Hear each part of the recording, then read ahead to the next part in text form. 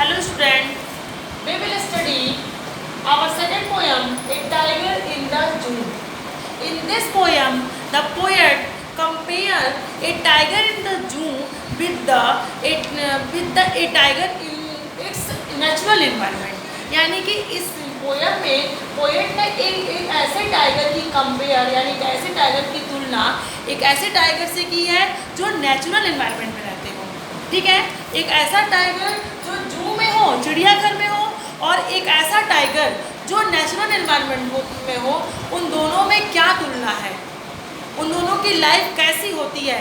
इस पूरे चैप्टर में पोएट ने इसी को एक्सप्लेन किया है और इसमें बताया भी है कि आप इस चैप्टर को समझिए, पढ़िए और समझिए कि कौन सी लाइन ये कह रही है कि इस टाइगर जो है वो जू में है और कौन सी लाइन नेचुरल एनवायरनमेंट वाले टाइगर के बारे में बात कर रही है।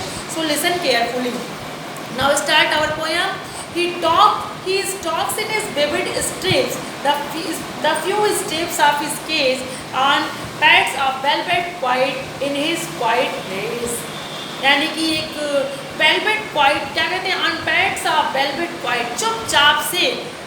और पैड्स किसे कहा गया है, जो मखमली गद्दी वाले वेलवेट की जो मखमली गद्दी है, कहाँ पर है, ये नेचुरल एनवायरनमेंट में नहीं है, ये किसमें है, जू में। उस पर चल रहे हुए, एक गुस्से में चल रहे हुए टाइगर की बात की जा रही है, जो बहुत ही गुस्से में एक मखमली पैड्स पर बिल्कुल क्या कर रहा है, चुपचाप से चल रहा है। He should be lurking in shadow, sliding through long grass near the water hole where plump deer pass. यानी उसे कहाँ होना चाहिए। अब यहाँ पर नेचुरल एनवायरनमेंट वाले टाइगर से कंपेयर की जा रही है, बात की जा रही है, ये बताया जा रहा है कि ये कैसा टाइगर जो इस समय जू में है और चुपचाप से बड़े ही रैग में, रैक्स किसे कहते हैं, यानी गुस्से में क्या कर रहा है, बिल्कुल वेलवेट यानी कि मखमली गद्दी पर चुपचाप से चल रहा है, बहुत ही गुस्से में है। और he should be lurking in Shadow, उसे कहाँ होना चाहिए, उसे लर्किंग इन शैडो यानी कि एकदम अंधेरे में, लर्किंग मतलब छिपा हुआ होना, शैडो लर्किंग मतलब होता है छिपा हुआ होना, यानी कि शैडो में छिपा हो, अंधेरे में छिपा हो। स्लाइडिंग थॉट लॉन्ग ग्रास, बड़े बड़े घासों के पीछे, नियर द वाटर होल, जहाँ पर वाटर होल हो, जहाँ पर पानी पास में हो, एंड वेयर प्लम्प डियर पास, और जहाँ से प्लम्प डियर यानी कि जो ऐसे डियर जो बहुत ही हष्ट पुष्ट हो वो पास करते हो। कहने का मतलब ये है कि आज वो जिस जगह पर है उसे वहाँ होना चाहिए जहाँ से पानी पास में हो। ऐसे जगह पर टाइगर छिपे होते हैं जंगल में जहाँ बड़ी बड़ी घासें होती हैं, पानी जहाँ पर पास में होता है, और प्लम्प डियर पास करते हुए उस जगह पर पानी पीने के लिए जाते हैं। उस समय टाइगर क्या करते हैं, उन्हीं घासों से निकल करके डियर का शिकार करते हैं। तो यहाँ पर ये बस दो लाइन में आपको बताया जा रहा है, आपको समझना है। कह रहा है कि he should be lurking in Shadow, उसे शैडो में छिपा होना चाहिए, बड़ी बड़ी घासों के पास, जहाँ पर पानी पास में हो और जहाँ पर प्लम्प डियर यानी हष्ट पुष्ट अच्छे डियर पास करते हो, गुजरते हो। He should be snarling around house at the jungle edge, bearing his white fangs, his claw, terrorizing the village. क्या बात हो रही है, he should be snarling around house, यहाँ पर क्या बताया जा रहा है कि उसे तो ऐसे जगहों पर स्नर करते हुए यानी कि गुर्राते हुए, जो ऐसे हाउस जो जंगल से अटैच हो वहाँ पर, यानी कि जो जंगल के पास जितने भी हाउस, जितने भी घर बसे हुए हैं वहाँ पर उसे गुर्राते हुए मिलना चाहिए। और baring his white fangs, his claws terrorising the village, और अपने वाइट दांतों से, अपने पंजों से गांव के लोगों को, विलेज के लोगों को मतलब आतंकित करते हुए यानी डराते हुए बिल्कुल निर्भीक होकर के घूमना चाहिए। But he is locked in a concrete cell, लेकिन क्या यहाँ बताया जा रहा है, but he is locked in a concrete cell, his strength behind bars, stalking the length of his cage, ignoring visitors. पर यहाँ ऐसा नहीं है, यहाँ तो वो टाइगर कॉन्क्रीट यानी कंक्रीट की बनी हुई जो सेल मतलब यानी दीवारों की बनी हुई जो कोठरी है उसमें लॉक्ड है।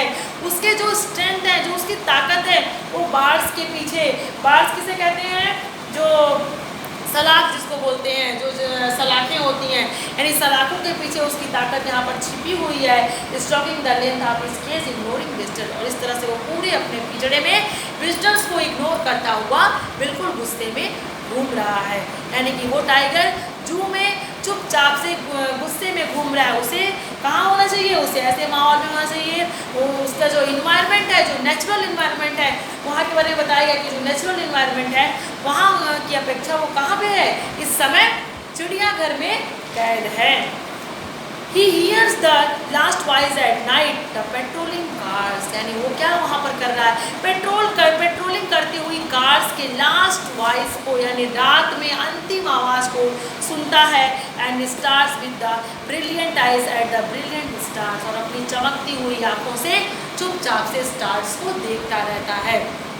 यहाँ पर ये कंपेयर करते हुए एक ऐसे टाइगर के बारे में बताया गया कि जो जू में है, जो चिड़ियाघर में है, और वो टाइगर जो कि नेचुरल इन्वायरमेंट में है। तो नेचुरल इन्वायरमेंट में होगा तो उसका अपने रहने का जो ढंग होता है वो अलग ही होता है। और इस तरह से ये देखा जा रहा है कि जिस टाइगर को जू में रखा गया वो बड़े ही गुस्से में है, क्योंकि वो अपनी नेचुरल एक्टिविटी नहीं कर सकता है, यानी वो बिल्कुल ही कैद है, उसे आज़ादी नहीं है। हमारे इस चैप्टर में केवल इन दोनों टाइगर के बीच में कंपेयर किया गया है। और इस तरह से अगर आपको इसमें एक लाइन लिखा हुआ है, read the poem silently once and say which stanza speak about the tiger in the zoo and which ones speak about the tiger in the jungle. इसके आगे बहुत ही साइलेंटली इस पोयम को पढ़ करके उस स्टैंजा को तेज तेज से पढ़ के समझिए। जो स्टैंजा ऐसे टाइगर के बारे में बता रही है जो कहाँ पे है, जू में है, और जो स्टैंजा ऐसे टाइगर के बारे में बता रही है जो कहाँ पर है, जंगल में है। तो आपको कंफर्म हो गया होगा कि कौन सा स्टैंजा ऐसे टाइगर के बारे में है जो जू में है। एक तो पहला stanza, he stalks his vivid stripes, the few steps of his case on pads of velvet white in his quiet race। एक ये स्टैंजा है जो कहाँ पर रहने वाला टाइगर है, जू। और नेक्स्ट है, but he locked in a contract cell, he stand behind bars, stalking the length of his case, ignoring visitors। Next, the hears the last voice at night, the patrolling cars, and starts with his brilliant eyes at the brilliant start. इस तरह से पहला stanza और आपको 4th number वाला stanza और 5th number, ये जो 3 स्टैंजा हैं वो ऐसे टाइगर के बारे में बता रही है जो कहाँ पे है, जू में है। और 2nd स्टैंजा और 3rd stanza, he should be lurking in Shadow sledding hot long grass near the water hole where plump deer pass, he should be snarling around house at the jungle edge, bearing his white fangs his claw, terrorizing the village। इस तरह से ये जो दोनों stanza है वो ऐसे tiger के बारे में बता रही है जो नेचुरल इन्वायरमेंट में रहते हैं। So our chapter is complete. आप लोगों का ये चैप्टर कंप्लीट हो गया है। Find out the hard word, आपको इस चैप्टर के हार्ड वर्ड को फाइंड करना है और उसकी मीनिंग लिखनी होगी, क्योंकि जब भी एग्जाम होगा तो आपको इस तरह से हार्ड वर्ड की मीनिंग, यानी कि आपको या तो मैच द फॉलोइंग वर्ड्स में या फिर उसका मीनिंग डायरेक्ट लिखने के लिए आएगा।